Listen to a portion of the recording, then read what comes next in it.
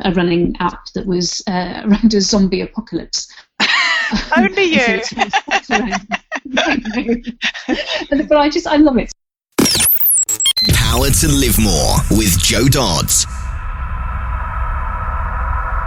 Welcome to the Power to Live More podcast, all about productivity, organisation, well-being, energy and resilience.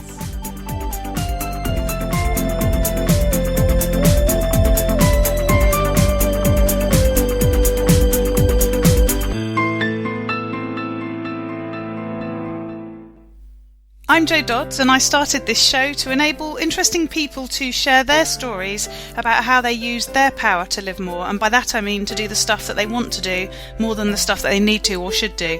It's about creating a life for yourself where you have the energy, health and space to be happy and fulfilled, spending your time as you'd like, whether that be at work, home or somewhere else entirely. That's your choice. Today, Jo is really excited to be interviewing Cathy Brown, the Executive Director for Engage for Success, the national movement for employee engagement, which is where Cathy and Jo first met, when Jo initially volunteered with them 3.5 years ago, and now they both work together on the core team, and Jo classes Cathy as one of her closest friends. Whilst putting together the introduction to Cathy, we had a look at her personal website, which is capabilitybrown.com, and aside from all the work that she does, speaking and representing Engage for Success all around employee engagement, she also says that she's a Morris dancer, and that she aims to maintain and enhance the cultural richness of society and have a damn good time, whilst enjoying a misunderstood subculture which its own distinctive costumes, music and practice. She also says that as a human being she aims for wisdom. She says she misses often, but Jo doesn't think that's true, that she tries to laugh every day, love a lot, do her best, bake good cakes. Jo could definitely testify to that one. Keep her feet up and smile. Back to the studio! So I'm really excited to introduce to you today Cathy Brown. Hello Cathy, thanks for joining us. Hi Jo, pleasure to be here. Really good to have you here. So firstly, why didn't you start by telling us a bit about who you are and what you do to put a bit of context around your life? Yeah, absolutely. Well, there you go. My name's Cathy Brown. I'm 47 years old. I live in Shrewsbury in Shropshire, but some of the time I also live in Lichfield in Staffordshire, and that's because in a very modern way, I live across 2 households these days. So my son, who is 16 and is called Ant, lives with me a week on, a week off, and we live in Shrewsbury, and my partner John and his son lives in Lichfield, so I spend lots of time there. I do a job which I absolutely adore. I work for Engage for Success, which is the national movement for employee engagement, and that takes me out and about all over the country, visiting people, visiting organisations, raising awareness about the benefits of employee engagement. So I also spend a lot of time in cars and on trains. Does that help to set a picture? That does, and I guess in hotels as well. Yes, plenty of that. Brilliant, excellent. So let's start by thinking about what a sort of typical day is like for you, and obviously yours changes because you're in different places at different times. Yeah. So I'm really interested to find out first what you do in the morning. Do you have a morning routine? What's a typical morning for you? I do, and it does vary depending obviously on where I am. So if I'm in a hotel, then everything probably goes by the board, and there isn't much of my routine that I can hang on to. But when I'm in either Shrewsbury or Lichfield, I do try and keep things reasonably consistent, although that gets changed by the fact that I actually get up at different times in both houses. So if I'm in Shrewsbury, then I will generally try and get up somewhere between 6:30 and 7. I tend to wake up naturally. 20 past 6 or so. And I quite like getting up at that time in the morning. It generally means that I've got half an hour to an hour to potter around before Ant gets up for college. These days, him being a bit older, that doesn't involve me having to get him up as much as it used to. And so I like that time in the morning, and sometimes I use that if I'm busy at work and I want to get a start on the day. Sometimes I use it just for me. I might actually go outside. Shrewsbury is a beautiful town for anybody who knows it, and I'm very lucky to live right by the river. So on a morning like this, when it's sunny, I quite like to just be able to go out for half an hour. But the very, very first thing I do when I've got up, potted downstairs, is I like to start my day with a big glass of sparkling water with some lemon juice in it. And that just sets me going, really. And one of the things nutritionally I do these days is have a little bit of salt in it as well. Some very posh pink Himalayan rock salt. And I just like that. So I'm not a particularly coffee first thing in the morning person. I don't tend to eat straight away. It'll always be a little time after I've got up. So I just like that lightness of having my big glass of water, looking out at my garden, just seeing what the world is looking like. If I'm in Lichfield, then quite often I'm getting up and getting off for an early train. So I'll be up slightly earlier, always with a glass of water, but everything else tends to be leading towards leaving the house at 6:30 and getting down to the train station. About things like sort of meditation and all the stuff that gurus are telling us we should be doing. Do you do any of that sort of stuff? Mindfulness? I don't tend to in the morning necessarily. I've been floating with mindfulness for a long, long time now, since I did a course for responsible business leaders at Henley Business School. It's probably about 5 years ago now. And one of the things that they introduced me to there was meditation with John Kabat-Zinn, who I do think is wonderful, and I've read a number of his books. And when I do meditate, it's one of his guided meditations that I tend to use. Less so in the morning for me. I am far more likely to do that later on in the afternoon to probably de-stress after a day, or particularly if I'm on trains. I'll very, very often do it on a train on the way back home. So not a morning part of my ritual for me, that one. Yeah. And what about the evening then? So maybe it'll be some of that mindfulness stuff. What other things do you do? Do you have a particular routine for calming down in the evening? I love to cook. And I find cooking particularly relaxing. And I mean, I know many people who do not, my own mother included. But I do. I like chopping the veg. I like the whole process of cooking. I absolutely love feeding people, which I suspect is probably my Jewish background. So my Jewish grandmother was always very much eat more, and she would show how much she loved you by the fact that she was feeding you the moment that you walked in the door. And so very much if it's not a day where I've got to cook, then I will really notice that. I mean, I haven't ever really done sort of processed food and ready meals. I just really enjoy the process of making food for both me and whoever is around. That's a bit interesting when I'm over in Lichfield, because my partner also loves to cook. So we fight in the kitchen about who's going to cook tea. Not quite so calming then. No. So usually it depends on which of us has got home first. Which is fine. But then the other difference we have between the two households is that my partner John and his son Tom are vegetarian, proper vegetarian, no fish or anything like that, and have been for many, many years. My son Ant and I are not vegetarian, although I enjoy vegetarian food. However, my beloved offspring eats no vegetables whatsoever. So eating as a family is always a little interesting, especially as I now eat gluten-free.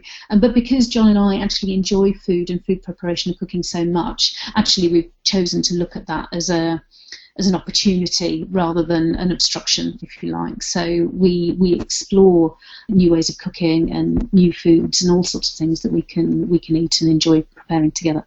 And of course, being parents of teenage kids, we've got all sorts of stuff going on in evenings as well. So probably less of a routine in the evening, because you just never know when you're being a mum and dad taxi somewhere, really. Yeah.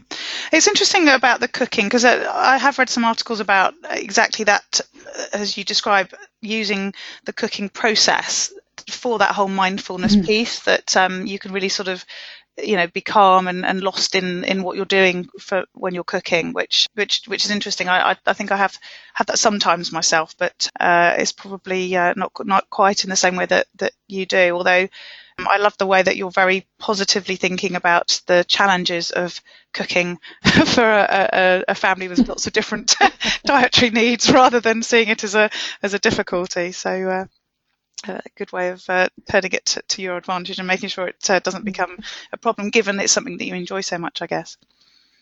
Absolutely. And I mean, at the moment, John and I are both trying to walk more and be more active. So our evening routine definitely includes a walk together. And that's quite nice as well, because we sort of debrief from the day, and all of those odd bits and pieces that have been in your head can come out if we can manage to go out and do a couple of miles walk. And then if I'm here in Shrewsbury, I try and do the same, so that occasionally I manage to drag out with me, but usually if I'm here, that'll just be by myself. And that's really useful, because it stops me sitting down in front of the telly and sort of mindlessly flipping between Facebook and Twitter all evening, which I'm perfectly capable of doing if I'm not careful. So putting something in that distracts me from doing that, makes me feel better about myself, is obviously healthier for me. And when John and I are together, it gives us that opportunity to just, debrief from the day, and I need to do this, you need to do that, we must talk about this at the weekend, all of that sort of good stuff. Yes, yeah. And I use walks to listen to podcasts. Do you do that? Mm-hmm. I don't tend to. If I'm walking and I'm outside, obviously in the open air, then I like to be more present in my surroundings. I do listen to podcasts increasingly these days, but I tend to do it in the car or on a train, rather than walking. Walking particularly, I do really like to feel connected to both the world and the people around me, that sort of thing. Yes, yeah.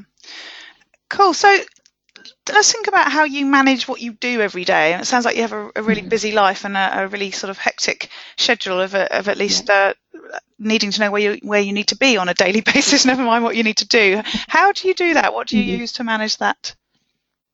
I think, the key tool that I use to manage across sort of all of the households, if you like, because obviously there's also working out what Ant's doing in the weeks that he's not with me, when he's with his dad, so his dad needs to know what's going on, and the same with John and his ex-partner and Tom. So Google Calendar is absolutely my saving thing. We manage all of those arrangements for where the boys are, where they need to be, when rugby practice is, all of my meetings on a set of calendars that obviously all of us can see or not see, depending on who needs to see which bit of it. Mm-hmm. So, for years and years, we managed most of that on a spreadsheet, which was, okay, fine. But doing it on Google, where we've all got access to it, and John can put in when he's working on a Saturday, and all of that sort of stuff is just absolutely invaluable. And the discipline there is making sure you put everything in. And we do try and sit down once a week and just sort of run through the month ahead and just try and remember that we have put everything in that we've talked about. And one of the things that John and I do together that to our delight absolutely horrifies both of our children is the fact that we belong to Shrewsbury Morris, and I'm a Morris dancer and John's a musician and plays with the Morris band. And at the moment we're right in the middle of dance season, and that means that we've got a programme of dancing that we obviously also have to manage. So all of that has to go in the calendar. And that means that, when I come over to John's on a Sunday for the week, I need to know whether or not I'm bringing Morris kit. Next week, for instance, I need to make sure that I've got all of the Morris kit and my passport. Why? Pray tell. We've got a nice little weekend in France planned for the two of us over the bank holiday weekend. Lovely. But it's just remembering that obviously I'm an hour's drive away from where everything normally is in my house, and so therefore using the Google Calendar and planning ahead properly for where I'm going to be in a week's time is just paramount. So I do it on a Sunday. I've got a block of time on a Sunday afternoon that I use to say, right, where are you next week? Where does everything need to be? I've got a checklist of things that I need to take with me, because it's hugely frustrating if I get over to the other house and I've forgotten chargers or whatever else it is. And some things you can have in both houses, that works really well. Some things it's just not practical to do that. Footwear, for instance.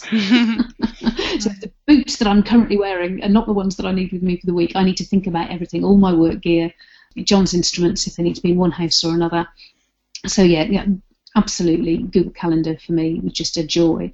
And now that everything's sort of linking more together, I've flirted with a number of productivity and sort of task management-y type apps over the years, because I'm very tech savvy, I think, and I do like a good gadget, and so I've been downloading apps forever.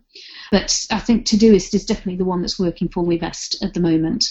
I've tried various others, and because it integrates so well with Google, and so my work email integrates into it, it works beautifully on my MacBook, and then that means I can put all my iCal stuff in it as well. So for me, I think that one's probably working the best. Yes, and my current favourite, as you know. And you talked about checklists of things to take. Do you use anything particular for that, or is it just a piece of paper? At the moment, that's a piece of paper. What I tend to find is that I become, unfortunately, blind to the bits of paper eventually. So at the moment, it's a bit of paper stuck on the back of my front door, which, of course, has just become absolutely like a piece of furniture. So I am having to be slightly more creative about ways to still see my checklist. So this is one of the things about the nature of having a routine, which is good, is that it becomes unconscious. But obviously, at certain points in that routine, if you need something to be conscious, you've got to have a way of bringing it into the forefront of your attention so that you actually see it. Yes, exactly. So you talk about being quite sort of techie. Are there any other apps or tools that you use regularly that you'd recommend people check out? On the fitness side, there are a couple. I use a Fitbit. I've had a Fitbit for several years, and I find it reasonably accurate. I quite like the app that goes with it. I've got a number of friends who also use it, and I'm not particularly competitive with it, but I quite like Julia's done 72,000 steps over the last week. I need to go out and walk around the block, and then I'll be pretty much on a par. So I quite like that aspect of it, and if I'm particularly wanting to focus on my health, it gives me all of the ability to track things like weight and blood pressure and whatever else, so I like all that together. But also I've recently been using, again in this effort to improve levels of activity, an app that actually I sponsored about 3 or 4 years ago on Kickstarter. It was the first Kickstarter that I ever contributed to, and at the time it wasn't because I was a runner, and it's a running app. It was just because I absolutely loved the premise of it, which was a running app that was around a zombie apocalypse. Only you. But I love it. So you're running from zombies, and because it gives you sprints, because all of a sudden these zombies appear, and you've got a whole game thing around collecting stuff for the township, because everybody's holed up, obviously in part of a township, holding all these zombies off. So you are runner 5, and I loved it. So I sponsored it on Kickstarter, and then a couple of years later they actually brought out a couch to 5K to get people into running, and that's what I'm using at the moment. So it's a slightly simplified version of the original app, but there are still zombies and this whole setup, and it makes me laugh every time I do it. I think it's wonderful. I wonder if that'll ever get recommended again by anybody else. I think that sounds so funny, so cool. Brilliant. So what about keeping healthy, relaxing? We've talked a bit already about sort of your diet and exercise and so on. Are there other things that you're doing that you could share with us that might be useful for other people, or things that haven't worked? Or I think you talked when we were preparing about your way of making sure things happen in your life. You've got some sort of routine rules, if you like, or something you mentioned. So perhaps you could talk a bit about that. There are the 3 R's, if you like. So routines, rules, and rituals. And then there's another R, which is me, because I'm a rebel. So rules are absolutely anathema to me. If I think that I should be doing something, even if I think I should be doing something, I will immediately want to rebel against that. Never mind if somebody else thinks I should be doing something, in which case I will completely rebel against it. So I'm quite careful these days about how I think about the things that I want to do, and that I don't put them to myself in a language which makes me then want to not do them. And routines are great, because if I can just get them into my subconscious, I then, it's fine. If they make my day run better, that's all good. And that's more around sort of automating and making sure that things are where I need them to be, and all of that sort of good stuff. And putting simple things like putting my keys back in the same place every time I put them down, because it's amazing how annoying that can be when you can't find your keys. And if you've just got a routine of, when I come in, this is where I always put my keys, great, everything runs more smoothly. But the thing I do on the positive side to try and reinforce things that I have chosen to do, and so that I don't rebel against them, is I tend to make them into rituals. And I quite like the sense of presence and consciousness and specialness about making something into a ritual. And that's sort of how I feel about my glass of water in the morning with my lemon juice and everything else. And it's like the pleasure of making a really good gin and tonic, when you've gone out and you've got the limes, and you just think about that lovely feeling as you're cutting into a fresh lime and the smell of it, and you've got gin and you've got the clink of ice cubes, and it's making something special. Do you know, we're recording this at 9:30 in the morning, aren't we? And I'm quite fancying a gin and tonic now you've said that.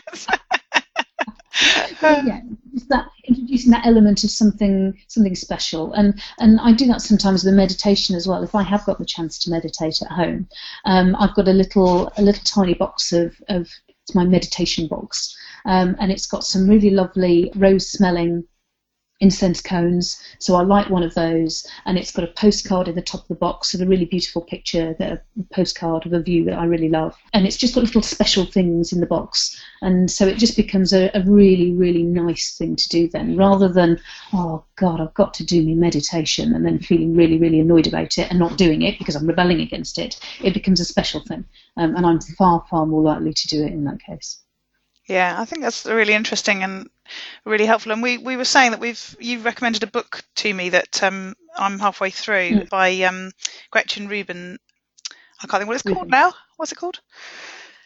Can't remember. Is it called Making Yourself Better? Making Yourself Better? Something like that. The first one was called The Happiness Project, and the second one is about habits and how we form habits and how all of that works. Yes, and I was saying I found it really interesting, and I'll be sort of doing some work around some of the sort of content with it and sharing it on the blog and so on, because she sort of identified different types of people, and it's really interesting as you read it through to think, am I one of those or am I one of those? And when you talk about being a rebel, that was one of her 4 types of people when it relates to getting things done. And I think it's really interesting to hear that you're so aware of your own sabotage, if you like, self-sabotage, so you create processes and systems to stop that happening. I think that's a real key point for everybody. Definitely. And I mean that's relatively recent in my life, and it was a proper light bulb moment of, that's why I always feel like I'm fighting myself. I've just found it is Better Than Before, Mastering the Habits of Our Everyday Lives, Gretchen Rubin. Yeah.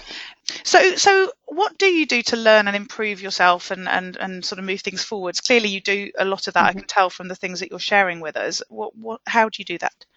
I do, and I mean, for anybody who's familiar with Gallup and StrengthsFinder, learning, exploration, curiosity, all of that is right at the top for me. So one of my personal values is curiosity. And I love to learn. Very often, my first response to anything unknown is to go and buy a book, because I do enjoy a book.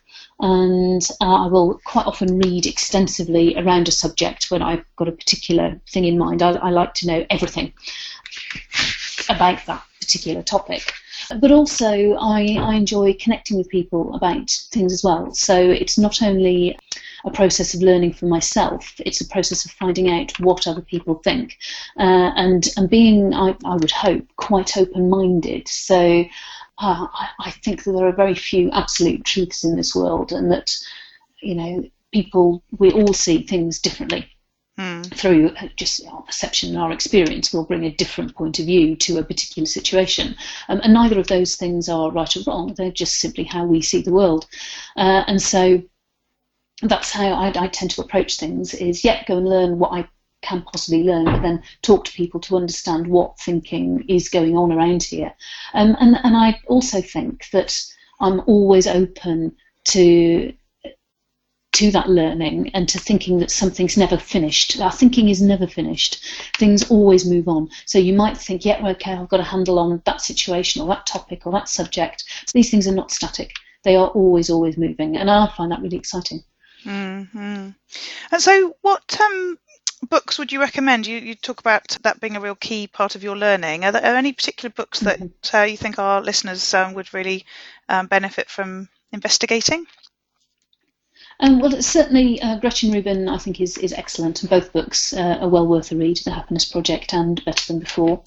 I'm currently reading one at the moment talking about the sort of slightly deeper side of understanding who we are and what we want out of life itself. And he talks very powerfully, and The Road to Character it's called.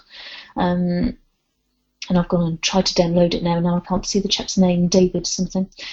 And it talks about our life is so governed these days by rating. You know, we TripAdvisor and Amazon, we rate everything, and for any of us in work, we tend to be rated at work as well in some sort of performance management way. And he's talking about, well, that's all very well on a superficial level, and we talk about success in our lives and jobs as being around money and status and all of that sort of thing. And that's very common. But as I've got older, I'm sort of starting to look more inside myself and say, well, I want to do work with meaning, and I want to be growing myself so that I am the person when somebody is speaking at my funeral. It's not my work achievements that they're talking about. It's the fact that hopefully I was wise, and I was able to help other people, and I was able to be very much a part of the world, not just an observer. David Brooks, his name is. Mm-hmm. And so I would certainly recommend that one to anybody who's looking at personal development and improvement, working on that deeper side of you that is so easy in the hurly-burly of, you know, having a family and keeping a job and all the rest of it. It's so easy to actually let that slightly deeper bit go, and then, you know, wake up 20 years down the line and think, well, what am I? Who am I? How do I contribute to the world? Mm-hmm. So just starting to think about that now, really. Yeah. So that's books. We haven't sort of mentioned films or music particularly, although obviously as a Morris dancer, I guess music is important to you. So are there any other, you know, films or music or something that you would recommend for people? The absolute delight of live music, whether you play or whether you're listening, whatever it is, it's something I couldn't do without. And certainly as a family, we're pretty musical, right the way back through my parents, but certainly my partner John and the two boys. Ant plays, John plays, Tom used to play trombone. I flirt with all sorts of musical instruments, but I'm obviously the rebel side of me doesn't like practicing. But we, like playing live with other people is an absolutely amazing experience. But even being in the audience and watching a great band absolutely lifts me, inspires me, all of that sort of thing. And I like a huge range of music, from choral and classical right the way through to big hair 80s rock and Def Leppard. So yeah, music absolutely, in whatever form, I think is a huge influence for me. Yeah, I agree. I love music generally, as you say, with a particularly eclectic interest as well, as people who know me will know. So yeah, completely get that. So what about when all this doesn't work? Because to me, I think, wow, you sound like you've got it really sussed. I'm sure there are days where it doesn't quite work and you don't feel quite so energized and calm and everything else. So when does it go wrong? What happens? How do you deal with it? Yeah, it goes wrong all the time, obviously. I mean, it's rare that a day ever runs to plan. And mostly I'm able to deal with it because I'm fairly flexible anyway. So I don't have a plan that is so rigid that I then get upset that it's not being followed. Something that does annoy me, and then I try and work on being less annoyed, is being late. I hate being late. I really, really dislike it. And obviously doing a lot of train travel, I've had to try and get used to the fact that unfortunately sometimes train travel will make me late. So that's just, it's something to be aware of how I personally react to things. But mostly, and can I just ask as well, just interrupting there, can I just ask with that, how that sits with the rebel bit, because clearly there's a sort of mechanism going on in your brain about probably not letting people down, or it being an external thing or something, which means that's different to how you've described yourself up to now as far as the sort of rebellion bit of things. Well, you see, the thing about a rebel, Jo, is we're never consistent, obviously. So there are always going to be things that come from a different place, really. And actually, I don't know where my being late thing comes from. But my feeling about it is that it's disrespectful, and it inconveniences other people. And absolutely, that's not a sort of traditional rebel thing. But oddly, I don't feel that way about myself. So if somebody else is late to meet with me, and particularly if it's due to travel problems or whatever, I don't assume that they are being disrespectful. So it is purely something that I apply to myself internally, and therefore it's probably something deeply rooted in my childhood somewhere, for which I can blame my mother. Yes. So how do you deal with the things that don't go right? Going back to the original question before I interrupted you. Ideally, I think with grace, and grace is a word that I aspire to. It's like wisdom. If I'm thinking about what I would like somebody to say about me at my funeral, it would be that she was able to live with grace, and so not descending to tears and frustration and stomping and getting crabby with everybody around me because things aren't going as I'd intended them to be, but just being able to say, I accept the world as it is, this is what's happening now, let's deal with what's happening now, and not worry about the fact that it's gone wrong and isn't what I planned it to be. It is what it is. And people say it is what it is. I think sometimes when they want you to accept something perhaps less than ideal, but it's a really good phrase to use. And if you just concentrate on dealing with the here and now, in general, I find that things will be a lot calmer. And it's that whole sort of reset thing, isn't it? That, tomorrow's another day. So, it might be all a nightmare today, but tomorrow you could get back on the, glass of water and the calming walk by the river and that sort of thing. It's a different day. Absolutely. Yeah. The Gretchen Rubin book's very good on that, about making that point. Yeah. So to finish on a positive, so on a day when you end the day knowing that you've had the chance to live more, so you've had all that time to do the things that you want to do, and you've done the routines that make you happy and that sort of thing. What have you done? What's one of those really good days where you've finished the day knowing you've lived more? I will have felt a real sense of presence in the world again. I won't have been sat, or rather stood currently, at my cool new standing desk. Oh, you're just showing off now. I'm sitting down. I need to stand up now. Yeah, unfortunately, I've put my standing desk next to an armchair, and the number of times I keep finding myself having sat down without realising is untrue. But no, it's that thing of connectedness. So not only online but in person. I've done something during the day, whether it's get out for a walk, talk to strangers in the street, talk to people on trains, had a great interaction with my son, been to Morris dancing, whatever it is, something that roots me in the reality of just being a human being on this planet. That's what I like. Brilliant answer. That's so cool. Well, I've really enjoyed speaking to you today, Cathy. Some really good ideas, thoughts, apps, tools, and just some really good sort of life lessons in there. I think that I'm sure people listening will have lots to take out from the interview. So really, really appreciate you joining us today. My pleasure. How can people find out more about Engage for Success and get in touch with you? Well, it was my pleasure to chat, Jo, and people can get in touch. They can find me on Twitter at CathyAB or via capabilitybrown.com. And if people want to check out Engage for Success, they can go and have a look at engageforsuccess.org. Great, thank you. Jo's Gems. This is the part of the show where I do a recap of the key points of the interview, the stuff that I really liked, and the apps, books, music and tools that were shared. This is for you if you heard something you wanted to check out, but you couldn't write it down at the time. Hopefully I've got you covered. And this is the bit for the really time-pressed. You can just listen here and then get the gems from the interview. But of course I wouldn't suggest you do that and miss out on the great conversation that I had with Cathy. So, what apps do we talk about? We talked about the Fitbit for exercise encouragement and an element of maybe not competition, but interest at least in others to keep it going. And we talked about Couch to 5K to get you running in a gradual, incremental way. And don't forget the zombies. As far as tools, we talked about Google Calendar for managing a complicated household and work schedule. Todoist for managing task lists and keeping up with everything you've got to do. And Gallup Strengths Finder for identifying your strengths to enable you to do more of what you're good at. And also Meditation with Jon Kabat-Zinn for meditation and mindfulness.